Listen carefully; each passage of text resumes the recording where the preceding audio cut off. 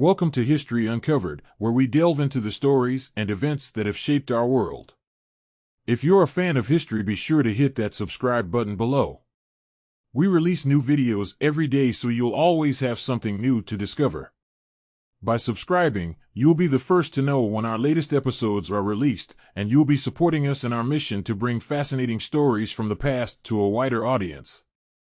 In this episode, we pull back the veil of time to ancient Mesopotamia, to the reign of a king whose ambitions and achievements left an indelible mark on history. A ruler of one of the most powerful empires in the ancient world, a warrior, builder, and statesman who expanded the boundaries of his realm and challenged the status quo, yet whose story often lurks in the shadows of history. Yes, we're talking about Sennacherib, the king of Assyria from 705 BCE to 681 BCE. His rule marked one of the peaks in the power of the Assyrian Empire, and his exploits, as recorded in ancient inscriptions and biblical texts, highlight a period of profound change and conflict in the ancient Near East. We'll explore his conquests, his grand building projects, the intricacies of his court, the plots, the intrigue, and, of course, his dramatic end. So, buckle up and join us on this journey back in time, as we rediscover the life and legacy of Sennacherib, the king of Assyria.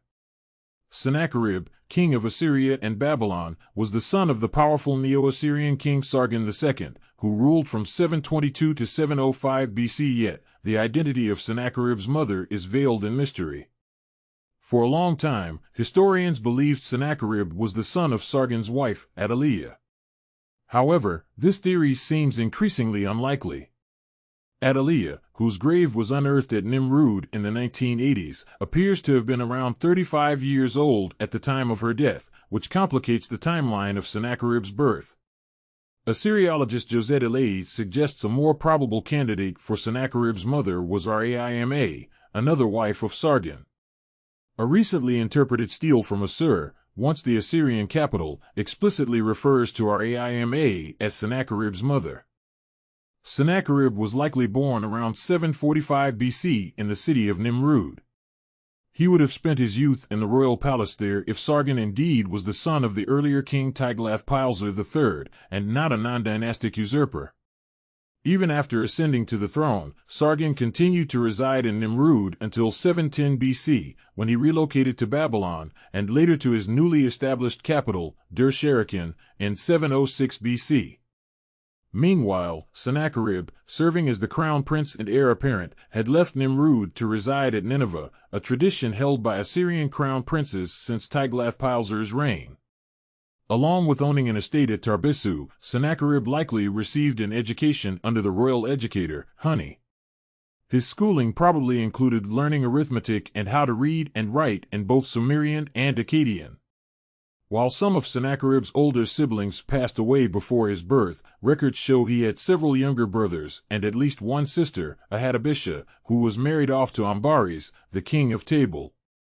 Now, what's in a name? In Akkadian, Sennacherib's name, Sennacherib, translates to Sin has replaced the brothers. Given that all of Sargon's older sons were deceased by the time of Sennacherib's birth, the meaning of his name becomes clear. The name was rendered as Snryb in Hebrew and Nryb in Aramaic. A law enacted in 670 BC prohibited commoners in Assyria from naming their children Sennacherib, a testament to the reverence held for this influential king. Even as a crown prince, Sennacherib was not a mere figurehead. He wielded substantial power either alongside his father, King Sargon II, or as a stand-in during Sargon's extensive military campaigns. In fact, during his father's absences, Sennacherib's residence morphed into the administrative hub of the Neo-Assyrian Empire, revealing the immense trust Sargon had placed in his son. This young prince was not only a political representative but also a major administrative force. Sennacherib maintained diplomatic relations with Assyrian governors and generals, managed the empire's sprawling military intelligence network, and kept a close eye on domestic affairs. He updated his father on the progress of various building projects across the empire, and was also responsible for receiving and distributing audience gifts and tribute. After such distributions, he would dutifully write to his father, informing him of his decisions. Their relationship, as gleaned from these correspondences, was cordial and respectful. Sennacherib showed a strong sense of obedience toward Sargon, with letters revealing a desire to please his father. The two were often depicted as near equals in royal reliefs, a testament to their dynamic relationship. Interestingly, Sargon never took his son on his military campaigns. While the reasons for this decision remain unknown, it has led Assyriologist Josette Elaï to speculate that Sennacherib may have harbored resentment, missing out on the glory associated with military victories. Yet, despite any potential feelings of discontent, and being more than capable of seizing power, Sennacherib never sought to usurp his father's throne. His loyalty remained unwavering, providing a rare glimpse into the complexities of their father-son relationship. By the time Sennacherib ascended to the throne, the Neo-Assyrian Empire had been a dominating force in the Near East for over 3 decades, owing much of its might to a well-trained and superior army that surpassed any other contemporary kingdom. In contrast, the southern kingdom of Babylonia was a weaker power during this period, beleaguered by internal divisions and lacking an organized military force. The population was a hotbed of diverse ethnic groups, each with distinct ideals and priorities. Though traditional Babylonians ruled key cities such as Kish, Uruk, Borsippa, Nippur, and Babylon itself, the southern lands were predominantly under the control of quarreling Chaldean tribes. The notorious Arameans resided on the outskirts of settled lands, often looting surrounding territories. This infighting made Babylonia a tantalizing target for Assyrian campaigns.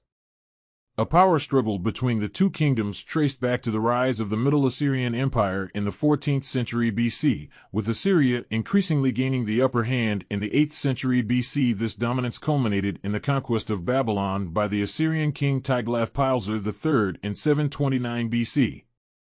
As the Assyrian Empire expanded, it subjugated neighboring kingdoms, annexing some into Assyrian provinces while reducing others to vassal states. However, due to their reverence for Babylon's long history and culture, the Assyrians preserved it as a full kingdom, either governed by a puppet king or the Assyrian king himself. The relationship between Assyria and Babylonia can be likened to that of Greece and Rome in later centuries. Much of Assyria's culture, texts, and traditions were borrowed from Babylonia, and both kingdoms spoke the same language, Akkadian. Interestingly, the bond between these two was often portrayed metaphorically in Neo-Assyrian inscriptions. Assyria was referred to as the husband and Babylon the wife. Assyriologist Eckhart from eloquently described it as the Assyrians were in love with Babylon, but also wished to dominate her.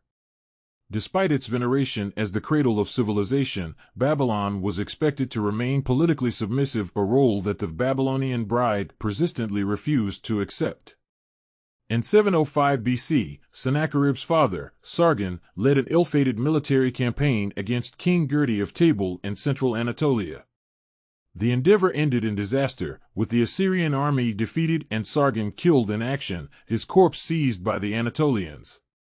This event was particularly disconcerting for the Assyrians, who perceived it as divine punishment for some grave misdeed committed by Sargon.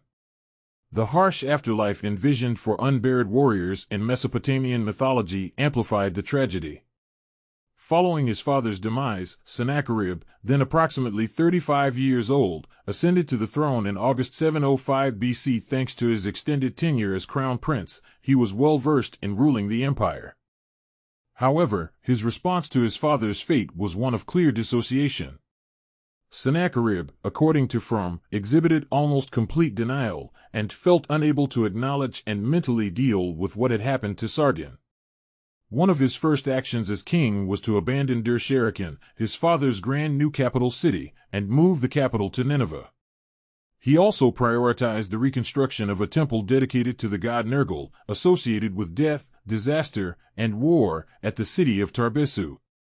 Despite his public denial, Sennacherib was profoundly superstitious and spent considerable time seeking diviners' advice on what sin Sargon might have committed to suffer such a fate.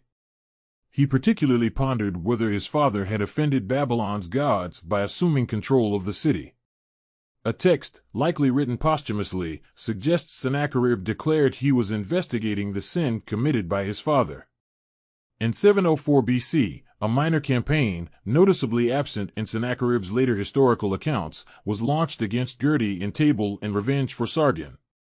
However, it was Sennacherib's court officials, not the king himself, who led the campaign. Sennacherib was also intent on purging the empire of his father's imagery. He raised the level of the courtyard at the temple in Assur, making Sargon's images there invisible. Upon the death of Sargon's wife, Athaliah, her burial was rushed, and she was interred in the same coffin as the queen of the previous king, Tiglath-Pileser. Notably, Sennacherib never mentioned Sargon in any of his inscriptions. Sargon II's untimely death on the battlefield and the loss of his body sparked widespread rebellions throughout the Assyrian Empire. His rule in Babylonia, initiated when he defeated the Chaldean tribal chief Marduk-apla-iddina II in 710 BC, ended with his demise. Sennacherib, like his predecessors, assumed the rulership of both Assyria and Babylonia upon his ascension to the throne, but his reign in Babylonia proved less stable. Diverging from tradition, Sennacherib declared himself king of Babylon without assuming the title of Shikanaku, which prior rulers had taken in deference to Marduk, Babylon's principal deity. Furthermore, he did not take the hand of Marduk's statue, foregoing the conventional Babylonian coronation ritual. Incensed by this perceived disrespect, rebellions broke out in the south in either 704 or 703 BC, overthrowing Sennacherib's rule. Initially, a Babylonian named Marduk-shumi II seized the throne, but he was ousted within a few weeks by Marduk-apla-iddina, the Chaldean warlord who had previously taken control of Babylon. Marduk-apla-iddina rallied both urban Babylonians and tribal Chaldeans to his cause, and secured military support from Elam, a civilization in present-day southwestern Iran. Despite the formation of this formidable coalition, Sennacherib was slow to respond, which allowed Marduk-apla-iddina to establish strong garrisons in the cities of Kutha and Kish. In 704 BC, a portion of the Assyrian army was deployed in Table. Presumably wary of fighting a war on two fronts, Sennacherib did not challenge Marduk-apla-iddina for several months. Once the Table expedition concluded in 703 BC, Sennacherib assembled the Assyrian army at Assur, a common staging point for southern campaigns. A skirmish near Kish, led by Sennacherib's chief commander, initially failed to defeat the coalition forces. However, recognizing the divisions among his opponents, Sennacherib launched successful attacks on the forces stationed at Kutha and Kish. Fearing for his life, Marduk-apla-iddina fled the battlefield. Sennacherib's inscriptions note that he captured a stepson of Marduk-apla-iddina and a brother of an Arab queen, Yedi, who had joined the coalition. Sennacherib then marched on Babylon, which surrendered without resistance as the Assyrians appeared on the horizon. The city experienced a minor sack, but its citizens were spared. Following a brief period of respite in Babylon, Sennacherib systematically pacified the southern regions of Babylonia, including major cities and tribal areas where resistance remained. His inscriptions claim that over 200,000 prisoners were taken during these operations. Acknowledging the failure of his earlier policy of ruling both Assyria and Babylonia, Sennacherib appointed a native Babylonian, Bel-ibni, who had been raised at the Assyrian court, as his vassal king of the south. In Sennacherib's words, Bel-ibni was a native of Babylon who grew up in my palace like a young puppy. Following his campaign in Babylonia, Sennacherib launched his second campaign in the Zagros Mountains, subduing the Yasybegallians and the Kassites, who had previously ruled Babylonia. His third campaign, targeting various kingdoms and city-states in the Levant, is well documented and stands as the most detailed account of events in the history of Israel during the First Temple period. In 705 BC, King Hezekiah of Judah halted his annual tribute to the Assyrians and adopted an aggressive foreign policy, likely spurred on by the widespread anti-Assyrian rebellions in the empire. Aligning himself with Egypt and Sidkiah, an anti-Assyrian king from Ashkelon, Hezekiah attacked Philistine cities loyal to Assyria. He also captured and imprisoned the Assyrian vassal Poti, king of Ekron, in Jerusalem. In the northern Levant, previous Assyrian vassals rallied around Luli, the king of Tyre and Sidon. Meanwhile, Sennacherib's longtime adversary Marduk-apla-iddina stoked anti-Assyrian sentiments among the empire's western vassals, likely hoping to build a vast alliance against Assyria. In 701 BC, Sennacherib began his campaign by targeting the Syro-Hittite and Phoenician cities in the north. As other rulers had done before, Luli chose to flee rather than confront the Assyrian onslaught, escaping by boat beyond Sennacherib's reach. Sennacherib then appointed a noble named Ethbal as the new king of Sidon and secured the submission of the surrounding cities. Presented with the formidable Assyrian army, many Levantine rulers, including Buduilu of Ammon, Kamusunadbai of Moab, Metenti of Ashdod, and Malakramu of Edom, quickly capitulated to Sennacherib to avoid conflict. Resistance in the southern Levant proved more stubborn, compelling Sennacherib to invade the region. The Assyrians started by capturing Ashkelon and defeating Sidkiah, followed by the seizure of numerous cities such as Beth-Dagon, Joppa, Bani-Barka, and Azuru. As the Assyrians prepared to retake Ekron, Egypt intervened on behalf of Hezekiah. However, the Assyrians defeated the Egyptian forces near Eltekeh, then took Ekron and Timnah. Judah found itself isolated, and Sennacherib turned his attention to Jerusalem. As part of his forces ready to blockade Jerusalem, Sennacherib himself led an assault on the key Judean city of Lachish. The simultaneous blockade of Jerusalem and siege of Lachish not only thwarted any further assistance from Egypt, but also intimidated regional kings. The siege of Lachish, culminating in the city's destruction, was so prolonged that the defenders resorted to bone-made arrowheads after exhausting their metal supplies. The Assyrians built a massive siege mound to breach Lachish's walls. After decimating the city, they deported the survivors to the Assyrian Empire, where they were put to work on Sennacherib's construction projects or conscripted into his personal guard. By 700 BC, the political landscape in Babylonia had become unstable once again, necessitating Sennacherib's invasion to re-establish control. Two tribal leaders, Shuzubu and the elderly Marduk-apla-iddina, were in open revolt. One of Sennacherib's initial moves was to depose Bel-ibni, the current Babylonian ruler, either due to incompetence or suspected complicity. Bel-ibni was subsequently returned to Assyria, disappearing from historical records thereafter. Efforts by the Assyrians to locate and capture Shuzubu in the northern marshes of Babylonia proved unsuccessful. Sennacherib then pursued Marduk-apla-iddina, forcing him and his people to flee across the Persian Gulf to the Elamite city of Najitu.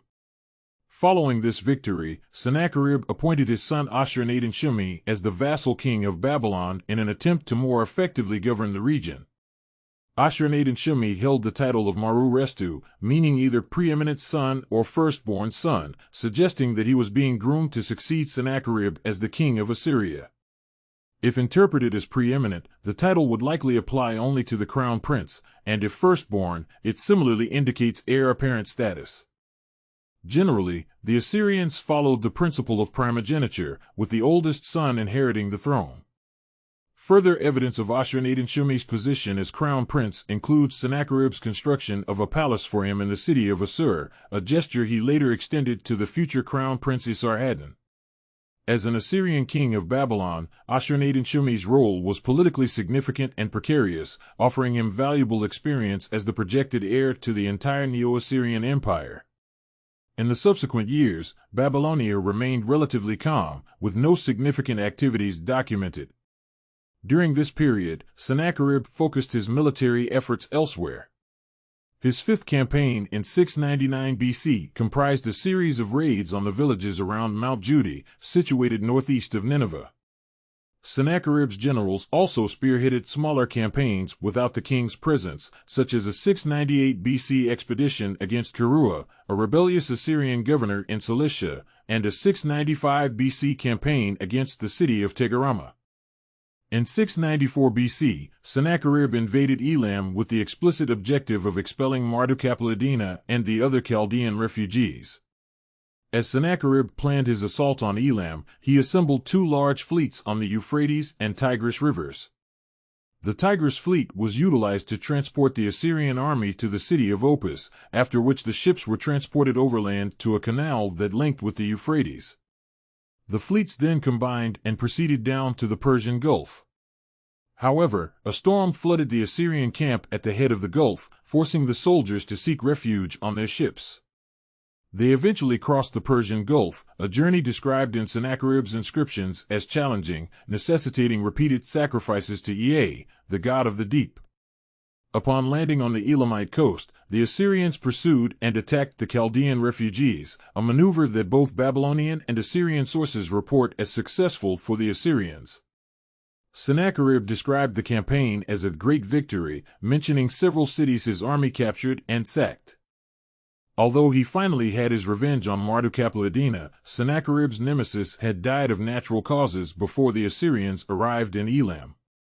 The course of the war changed unexpectedly when Naqi'a, the king of Elam, capitalized on the Assyrian army's distance from home to invade Babylonia. Assisted by the remaining Chaldean forces, Naqi'a captured the city of Sippar, along with Sennacherib's son, Ashur-nadin-shumi, who was likely executed after being taken to Elam. The Babylonian, Nergal-ushezib, then ascended to the throne. Babylonian records attribute Nergal-ushezib's rise to power to Naqi'a's appointment, while Assyrian accounts claim the Babylonians themselves chose him. Meanwhile, the Assyrian army, surrounded by the Elamites in southern Babylonia, managed to kill Naqi'a's son in a skirmish but remained trapped for at least 9 months. Nergal-ushezib, seeking to solidify his position as king, seized and looted the city of Nippur. However, after the Assyrians attacked and seized the southern city of Uruk, Nergal-ushezib requested Elamite assistance. A mere 7 days after capturing Uruk, the Assyrians confronted the Elamite Babylonian forces in a decisive battle at Nippur, liberating themselves from the trap in the south and capturing Nergal-ushezib. Sennacherib had managed to evade the Babylonian and Elamite forces undetected some months prior, likely on his way from Assyria with additional troops, and was not present at the final battle. When he rejoined his southern army, the conflict with Babylonia was already resolved. Shortly after, a rebellion erupted in Elam, leading to the deposition of Naqi'a and the ascension of Kutur-Nahhunte to the throne. Resolute in eliminating the Elamite threat, Sennacherib recaptured the city of Dir, previously occupied by Elam, and advanced into northern Elam. However, Kutur-Nahhunte failed to mount a successful defense against the Assyrians and retreated to the mountain city of Halule. Adverse weather conditions eventually forced Sennacherib to withdraw and return home. The total destruction of Babylon by Sennacherib was a highly controversial move. While it served his short-term political aims of ending the repeated rebellions in the south, it also deeply alienated the populace and disturbed the religious sensibilities of his own people. It's worth mentioning that Sennacherib's hardline approach to the rebellious city was not entirely out of step with Assyrian policy, as the empire was known for its brutal suppression of resistance, but the devastation of Babylon was an extreme example even by Assyrian standards. Babylon was a cultural and religious center of great significance, and its gods, especially Marduk, were widely revered. Sennacherib's attempt to justify his actions through religious propaganda, in which he tried to paint Marduk as guilty of grave offenses, may have been successful to some degree, but the level of resentment this act stirred up suggests that many people were not convinced. This historical event also underscores the importance of religion and religious symbols in the politics of the ancient Near East. The power and authority of a king were often deeply intertwined with religious beliefs, and the destruction of a city's gods was a direct attack on the identity and legitimacy of its people. In the long run, Sennacherib's destruction of Babylon may have been counterproductive. The deep-seated hatred it engendered among the Babylonians may have strengthened their resolve to resist Assyrian domination.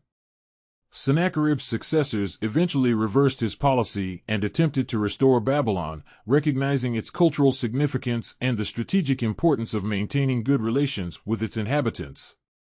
The decision to destroy Babylon is a vivid illustration of the limits of military power in achieving long-term political stability. The dramatic events surrounding the death of Sennacherib and the ascension of Esarhaddon to the Assyrian throne serve as a stark example of the perils of royal succession in the ancient world. In a time and place where power was often seized through violence and maintained by a mix of fear, respect, and loyalty, the transition from one ruler to another was a precarious time that could easily lead to civil unrest, if not outright civil war. Sennacherib's decision to change his designated heir from Arda-Mulissu to Esarhaddon proved to be a deeply destabilizing one. Arda-Mulissu's discontent and his decision to rebel highlight the dangers of this kind of political maneuvering in a monarchy. From a broader perspective, the narrative also illustrates the importance of maintaining loyalty among the vassals and the royal family members in a large empire like Assyria. The failed attempt by Arda-Mulissu and his brother to seize the throne indicates that having the right lineage or being the designated successor was not enough to secure the throne if the support of the military and the loyalty of the political elite were lacking. The story of Sennacherib's murder and Esarhaddon's ascension is documented in various contemporary sources, including the Bible, reflecting its historical significance. The reactions to Sennacherib's death highlight how his reign was perceived by different regions and peoples of the empire. The fact that his death was celebrated in some areas, such as the Levant and Babylonia, demonstrates the resentment these regions felt towards his harsh rule. On the other hand, the response in Assyria was likely more mixed, reflecting the tensions within the Assyrian elite about the direction of the empire and the appropriateness of Sennacherib's policies. Despite the tragic end of Sennacherib's reign, Esarhaddon was able to consolidate power effectively, demonstrating strong leadership skills and the ability to swiftly and decisively handle threats to his rule. His quick response to his brother's rebellion, his ability to win over their army, and his thorough purge of the conspirators underscore his political acumen and his determination to maintain the stability and integrity of the Assyrian Empire. That brings us to the end of this captivating journey through ancient Mesopotamia, the reign of Sennacherib, and the dramatic ascension of Esarhaddon. This period of history, though far removed from our own, offers valuable insights into the complexities of power, succession, and governance that are still relevant today. From the grandeur of Assyria's empire to the delicate intricacies of royal succession, every episode of our shared history helps us better understand our present world and ourselves. Thank you for watching this episode of History Uncovered. If you found this video informative and engaging, please like and subscribe to our channel for more fascinating stories from the past. And don't forget to ring the bell for notifications so that you never miss a new video. In the next episode, we will delve into another exciting period of history, revealing the extraordinary tales hidden within the sands of time. Until then, keep your curiosity alive and continue to uncover the remarkable story of human history.